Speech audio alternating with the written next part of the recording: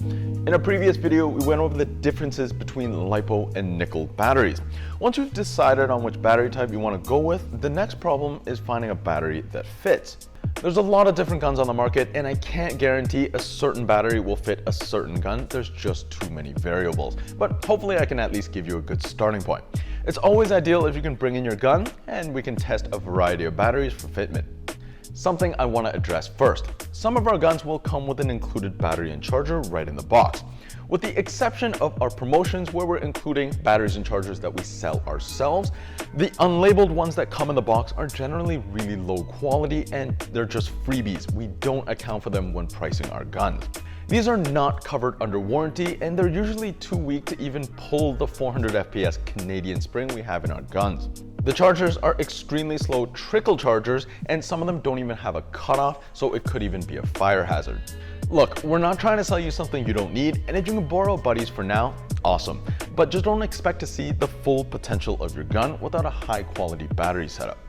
Now let's take a look at different battery form factors. The most common types are brick, stick, and nunchuck. In general, if you know what nickel battery your gun was originally designed for, the corresponding LiPo battery should fit. However, some stick LiPos like these Vulcans are a little bit wider than nickel batteries and might not fit in a tube designed for nickel cells. You'll want to go with a more squared cross-section LiPo like this Firefox. It's always a good idea to go with the largest capacity you can fit in your gun for the longest possible runtime. Remember, the milliamp hour rating is a very rough estimate for the amount of shots you can expect from a battery.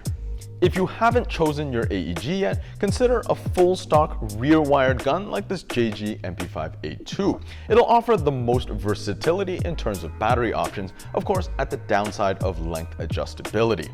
Full stocks have lots of room for both nickel and LiPo batteries, and some guys like to store two batteries inside so they can switch on the fly even on the field. Another higher capacity option is an external battery like a PEC box or a battery bag, but this does leave your battery a bit more vulnerable and isn't the cleanest look. Looking at ARs, for the most part, you're looking at a nunchuck battery.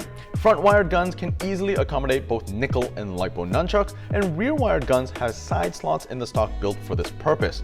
If you have a slim stock with no side slots and your gun is rear wired, unfortunately a nickel battery won't fit, and you'll have to go with a stick LiPo in the buffer tube. If you have a PDW stock like this Crytac PDW, most of them will be LiPo only. The largest battery we fit in this one is a 1600 mAh brick battery, but it's a tight squeeze with the connectors. The 1300 version will be an easier fit. The stock on the ARP9 is a tighter fit because of the MOSFET unit, meaning no brick batteries. Most stick format batteries like the 7.4 and even 11.1 will fit, but take your time as to not pinch any wires. Most AKs on the market are Topwire. They were originally designed for stick nickel batteries and you can slide them into your front handguard.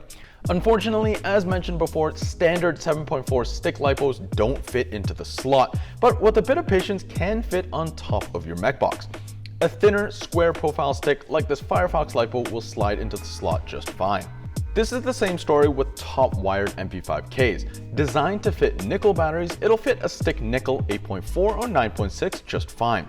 The rectangular 7.4 LiPos are just a bit too tight, but again, Firefox will fit fine. Front wired MP5s are designed for 8.4 volt nunchuck batteries, but it's always been a pain getting them to fit and I'd simply avoid nickel batteries. We found the 1600 mAh brick battery to be the most stress-free fitment, and you can also get away with most stick LiPos.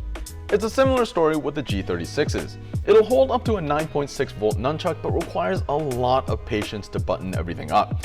The larger 2600 mAh 7.4 is actually a perfect fit, provided you use the little slot for the connectors, and of course a smaller LiPo brick will be an even easier fit. The P90 was originally designed to hold an 8.4 volt brick, and the 2600 mAh 7.4 is again a perfect fit. The Crytac Vector has one of the smallest battery compartments right in the pistol grip, so it'll be LiPo only.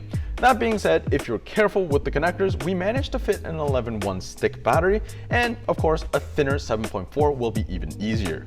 Hopefully this covers most of the bases. If you're unsure about your specific gun, leave a comment and we'll try to help you out. Finally, let's talk battery connectors. There's nothing worse than finding a battery that fits perfectly with the wrong connector. Here are the three main types: large Tamiya, mini Tamiya, and Deans. Almost all AEGs will come with mini Tamiya connectors by default, but if you're not sure, a mini Tamiya is 10 millimeters wide and a large Tamiya is 13.